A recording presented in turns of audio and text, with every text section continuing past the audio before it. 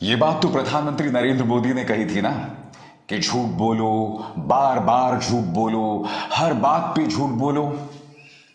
तो क्या आप मुझे बता सकते हैं कि आखिर भारतीय जनता पार्टी के नेता, उनका प्रचार तंत्र और उनका पालतू मीडिया ये झूठी खबरें क्यों फैला रहा है कि कम से कम 1 दर्जन बिहारी मजदूरों को तमिलनाडु के अंदर मौत के घाट उतार दिया गया है। यह कहा जा रहा है कि उनके हिंदी भाषी होने की वजह से तमिलनाडु में उन्हें चुन चुनकर मारा जा रहा है।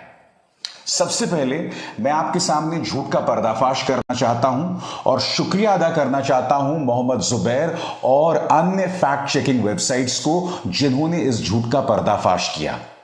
मगर सबसे पहले आपके सामने वो झूठ जो भारतीय जनता पार्टी और उनके प्रचार तंत्र जो हैं वो लगातार फैला रहे हैं, समाज के अंदर अराजकता फैलाने की कोशिश कर रहे हैं। आपके स्क्रीन पर देखिए दोस्तों, ये मिसाल है कम से कम 6 बीजेपी नेताओं की। हर कोई झूठ बोल रहा है दोस्तों। सबसे पहले आपके स्क्रीन पर बीजेपी बिहार, जिस स्टालिन के राज में बिहारियों की हत्या हो रही है उनके साथ तेजस्वी जाकर जश्न मना रहे हैं। बीजेपी बिहार ये दावा कर रहा है कि बिहारी मजदूरों की हत्या हो रही है। क्या ये बात सच है? बस कुछ देर बाद हम उसकी पड़ताल करेंगे। फिर ये कोई कृष्णनंदन पासवान है। असंवेदनशीलता की भी हद होती है। जिस स्टालिन के राज में बिहारियों की हत्या हो रही है उनके साथ तेजस्वी जी जाकर जश्न मना रहे हैं। देवेश कुमार, ये भी बीजेपी से हैं। जिस स्टालिन के राज में बिहारियों की हत्या हो रही है उनके साथ तेजस्वी जाकर जश्न मना रहे हैं। आप देखिएगा दोस्तों, भाषा भी एक सी है, झूठ भी एक सा है। फिर देखिए कुमार शैलेंद्र, जिस स्टालिन के राज में बिहारियों की हत्या हो रही है उसके साथ तेजस्वी जाकर जश्न मना रहे हैं, और वही भाषा आलोक रंजन भी कहते हैं और उपेंद्र प्रसाद भी कहते हैं। फिर एक और नफरती चिंटू है दोस्तों भाजपा के प्रचार तंत्र का, नाम इसका प्रशांत उमराव है। कोई आईपी पटेल है, कहता है तमिलनाडु में हिंदी बोलने पर बिहार के 15 लोगों को फांसी पर एक कमरे में लटका दिया गया, जिसमें से 12 की दुखद मौत हो गई है। दोस्तों, इस प्रशांत उमराव के खिलाफ पुलिस ने केस कर दिया है और इसे जल्द गिरफ्तार किया जाने वाला है। मगर बड़ा प्रश्न ये, आपको ये पूछना पड़ेगा कि आखिर ये झूठ बोल क्यों रहे हैं। तो हाथ कंगन को आरसी किया दोस्तों, अब मैं आपके सामने हकीकत पेश करने वाला हूं। मैं शुक्रिया अदा करना चाहूंगा इस देश के ईमानदार फैक्ट चेकर्स का जिन्होंने आपके सामने हकीकत पेश की है। सबसे पहले दोस्तों, ये जो दावा किया जा रहा है कि करीब 12 मजदूरों को मौत के घाट उतार दिया गया, हो क्या रहा है दोस्तों कि दूसरी घटनाओं का हवाला देते हुए उनके वीडियोस को वायरल किया जा रहा है और यह बताया जा रहा है कि देखो बिहारी मजदूरों को मारा जा रहा है। सबसे पहले दोस्तों आपके सामने मिसाल है, यह घटना हुई थी हैदराबाद के जियागुडू बाईपास में। एक जगह है जिसका नाम है पुराना पुल। वहां पर एक व्यक्ति जिसका नाम है जंगम साईनाथ, 32 साल का जंगम साईनाथ, और वो इस्लामिया बाजार का रहने वाला था। उसे 3 लोगों ने मौत के घाट उतार दिया, जिसका नाम था आकाश, टिल्लू और सोनू। ये वो तस्वीरें हैं दोस्तों जिसका हवाला दिया जा रहा है और ये कहा जा रहा है कि देखिए किस तरह से बिहारी मजदूरों को मौत के घाट उतारा जा रहा है, जबकि मारे जाने वाला व्यक्ति जो है वो है जंगम साईनाथ, और यह घटना हुई हैदराबाद में। इस तस्वीर का हवाला देकर यह बताया जा रहा है कि देखो बिहारी मजदूरों को तमिलनाडु में मारा जा रहा है। बात यहां नहीं रुकती, आगे देखिए एक और वीडियो दोस्तों। यहां पर जिस व्यक्ति को मारा गया है वो है कर्नाटक का अनवर शेख। 2021 में से मौत के घाट उतारा गया था दोस्तों, और आरोपी थे इमरान चौधरी, तनवीर चौधरी, अबीर चौधरी और रेहान चौधरी। यहां पर भी यह झूठ फैलाया जा रहा है कि देखिए किस तरह से एक बिहारी मजदूर को मौत के घाट उतारा जा रहा है। बात यहां नहीं रुकती, आगे देखिए एक और वीडियो दोस्तों, ये जोधपुर का है। यहां पर एक वकील को कुछ गुंडों ने मौत के घाट उतार दिया, मगर इस वीडियो के बारे में भी कहा जा रहा है कि देखिए किस तरह से बिहारी मजदूरों को मौत के घाट उतारा गया। मैं एक बार फिर शुक्रिया अदा करना चाहूंगा मोहम्मद जुबैर का, जो ऑल्ट न्यूज से जुड़े फैक्ट चेकर हैं, जिन्होंने ट्विटर पर यह जानकारी साझा की है। बात वहां नहीं रुकती दोस्तों, अब यह देखिए कोयम्बटूर में 4 लोग एक व्यक्ति को मारते हैं और फिर यह झूठी खबर फैलाई जाती है कि देखिए किस तरह से बिहारी मजदूर को मारा जा रहा है। मगर क्या किसी बिहारी मजदूर की मौत हुई है? जी हां दोस्तों, दो लोगों की मौत हुई है जिनकी पृष्ठभूमि बिहार की है, मगर क्या उन्हें तमिलनाडु के लोगों ने मारा? बिल्कुल नहीं दोस्तों। ये दो चेहरे आपके सामने, एक है पवन यादव जो कि जमुई बिहार के रहने वाले हैं। 19 फरवरी 2023 को उन्हें तिरुपुर जिले में मौत के घाट उतार दिया गया था। और दूसरी तस्वीर है मोनू दास की जो कि सिकंदरा बिहार के हैं। इन्हें मौत के घाट 25 फरवरी को उतार दिया गया था। मगर क्या उन्हें स्थानीय लोगों ने मौत के घाट उतारा? बिल्कुल नहीं दोस्तों। पवन यादव को दरअसल उपेंद्रधारी नाम के एक व्यक्ति ने चाकू से गोदकर मार दिया, क्योंकि उपेंद्रधारी को इस बात का शक था कि पवन यादव का उनकी पत्नी के साथ अफेयर चल रहा है। इस मुद्दे के बारे में तिरुपुर के डीसीपी अभिषेक गुप्ता का क्या कहना है, आइए सुनते हैं दोस्तों। पवन यादव जो बिहार से थे, उनका मर्डर झारखंड के रहने वाले उपेंद्रधारी ने अपने एक निजी कारण से की। इस घटना के हमारे पास ठोस सबूत हैं, जिसमें डायरेक्ट आई विटनेस भी शामिल हैं। इस मर्डर को उपेंद्रधारी ने कन्फेस भी करा है और हमने उनको अरेस्ट करके अभी जुडिशियल कस्टडी में डाला है।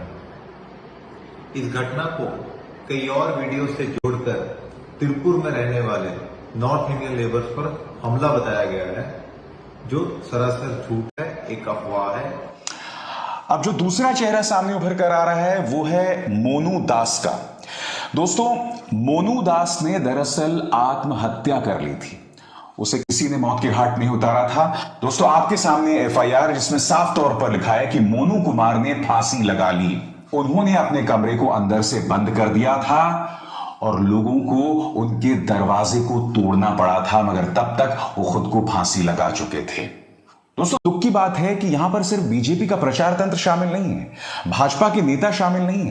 जैसा कि आप देख सकते हैं, एबीपी न्यूज ने भी यह गलत बयानी की, दैनिक भास्कर ने भी गलत बयानी की। ऑप इंडिया जो कि भारतीय जनता पार्टी के रहनो करम से चलने वाला एक वेबसाइट है, नफरती खबरें चलाता है, कई बार झूठ बोलते हुए पकड़ा गया है, वो ऑप इंडिया वो भी अपनी तरफ से झूठी खबरें चला रहा है। अब आपके जहन में सवाल होगा कि अचानक इतने बड़े पैमाने पर यह झूठ क्यों बोला जा रहा है? तो बहुत आसान सा जवाब है दोस्तों। मंच पर देखिए तेजस्वी यादव और एम के स्टालिन जो कि तमिलनाडु के मुख्यमंत्री हैं। आने वाले दिनों में दोस्तों विपक्ष जो है वो अपना एक मोर्चा कायम कर रहा है, जिसमें एम के स्टालिन, नीतीश कुमार, तेजस्वी यादव, ये तमाम लोग एक मंच पर आना चाहते हैं भारतीय जनता पार्टी को चुनौती देने के लिए। बीजेपी जानबूझकर तमिलनाडु और बिहार के बीच में खाई पैदा करना चाहता है, ताकि एम के स्टालिन और तेजस्वी यादव जो करीब आ रहे हैं उनको जुदा किया जा सके, उन्हें दो फाड़ किया जा सके। यही नहीं, नीतीश कुमार और तेजस्वी यादव के साथ आने के बाद हो क्या रहा है दोस्तों, वहां जो समीकरण बनते नजर आ रहे हैं उससे यह अंदाजा लग रहा है कि हो सकता है कि 2024 के चुनावों में पिछली बार जिस तरह से बीजेपी को छप्पर फाड़ लोकसभा सीटें मिली थी, इस बार ना मिले। इसलिए बिहारी अस्मिता के नाम पर इस तरह की झूठी खबरें फैलाई जा रही हैं। सीधे तौर पर दो मुद्दे हैं दोस्तों। पहला मुद्दा, भारतीय जनता पार्टी के खिलाफ जो मोर्चा खड़ा हो रहा है उनमें दरार पैदा करो, नफरतें पैदा करो, और दूसरी बात, झूठी खबरें फैलाकर बेवजह बिहारी अस्मिता और आम बिहारी को भड़काया जाए।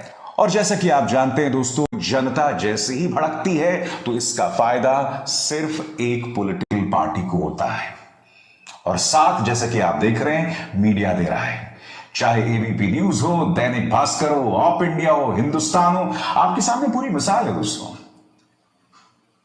मैं एबीपी न्यूज से समझना चाहता हूं, मैं दैनिक भास्कर से समझना चाहता हूं कि आपकी ऐसी क्या मजबूरी है कि आप समाज के अंदर इतनी अराजकता फैला रहे हैं, आप तमिलनाडु की जनता के खिलाफ ये नफरत फैला रहे हैं, आप बिहारी मजदूरों के नाम पर इस तरह की झूठी खबरें फैला रहे हैं। मैं आपको बतला चुका हूं दोस्तों कि ये जो दो मजदूर ये मारे भी गए हैं, इनमें से एक को झारखंड के एक मजदूर ने मौत के घाट उतार दिया और दूसरा मोनू कुमार, इसने तो फांसी पर लटककर अपनी जान दे दी।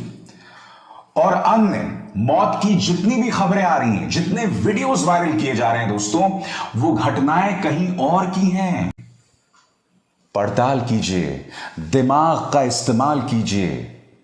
मैं यही तो समझना चाहता हूं दोस्तों, आखिर भारतीय जनता पार्टी को अपनी सियासत करने के लिए झूठ का सहारा लेने की क्या जरूरत है? क्या आप बगैर झूठ का सहारा लिए, बगैर गलत बयानी किए अपनी बात नहीं कह सकते?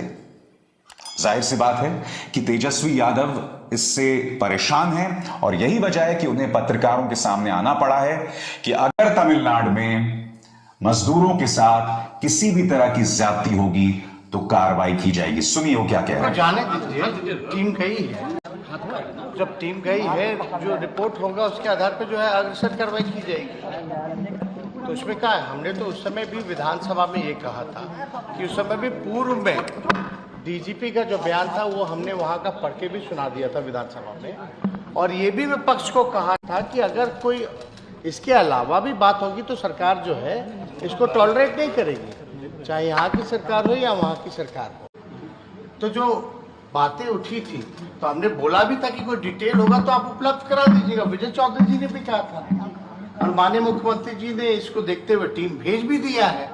तो हम लोग तो इस मामले को, अगर कोई बात है इस तरह की, तो हम लोग क्योंकि 2-4 न्यूज़ चैनलों में देख रहे हैं, कुछ मजदूरों का जो बयान है वो देख रहे हैं कि भाई रेलवे स्टेशन के बाहर जो बातें आ रही हैं, तो इसमें सरकार गंभीर है, तभी तो टीम भेजा गया। दोस्तों दुख की बात यह है कि निजी चैनल्स और अखबार तो ये झूठी खबरें फैला ही रहे हैं। आपके सामने दूरदर्शन जिसके बारे में कहा जाता है कि वो सच्ची खबरें फैलाते हैं या दिखाते हैं, वो भी बिहार और तमिलनाडु के मुद्दे पर गलत बयानी कर रहा है। आपके स्क्रीन पर डीडी न्यूज लाइव की खबर, BJP corners Nitish government over the alleged assault of Bihar labourers इन तमिलनाडु।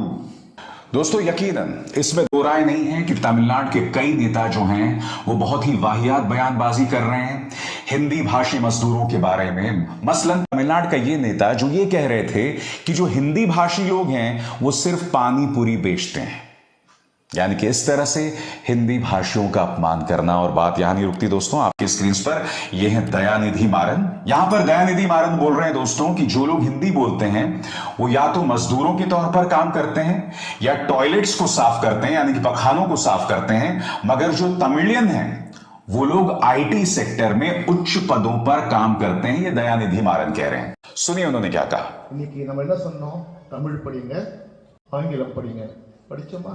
இன்னைக்கு பாருங்க, கூகுளோட தலைவரா சுந்தர் பிச்சை ஒருத்தங்க தமிழ்நாட்டை சேர்ந்தவர், அவர் हिंदी படிச்சிருந்தா என்ன பண்ணிருப்பாரு, செங்கல் வச்சு வீடு கட்டிட்டு இருப்பார்। अब आप बताइए दोस्तों, क्या तमिलनाडु के राजनेताओं को इस तरह की बयानबाजी देना शोभा देता है? क्योंकि जब आप इस तरह की बयानबाजी करते हैं तो इन्हीं बयानों का सहारा लेकर भारतीय जनता पार्टी और उनका प्रचार तंत्र झूठी खबरें फैलाता है।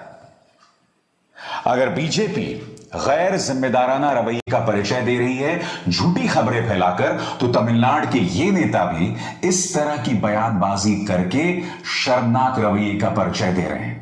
इन्हें इन हरकतों से बाज आना चाहिए।